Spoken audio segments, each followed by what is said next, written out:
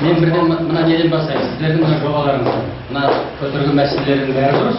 Бірақ мен айтар едім, мынада көтеріп отырған мәселелердің біреуі де орындалмайды. Егер біз осының ең басына мына мәселені қоюымыз керек. Ең басына мемлекеттік тіл туралы заң қабылдау керек деген мәселені қояйық. Ең бірінші сол. Ол қабылданбаса мынаның біреуі орындалмайды. Ол бір. Екінші, сіздерге бәрімізге айтатын, біразыңыз оқыдыңыздар, біразыңыз қатынастыңыздар. Біз ұлттағы тағы да Қазақстандағы ономастика туралы заңның жобасын дайындарамыз. Ол қабылданбаса, тағы мемлекеттің ешқандай қазақ тілі болмайды. Неге демеңіздер? Біз мысалы қазақ тілін бәрі кабинетте отырып үйренсін, жазсын.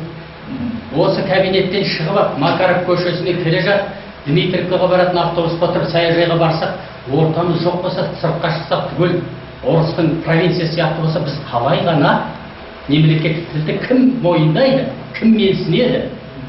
Сондықтан мен ұсыныс кіргізетін осы екі заңды қабылдауды осыған кіргізсем.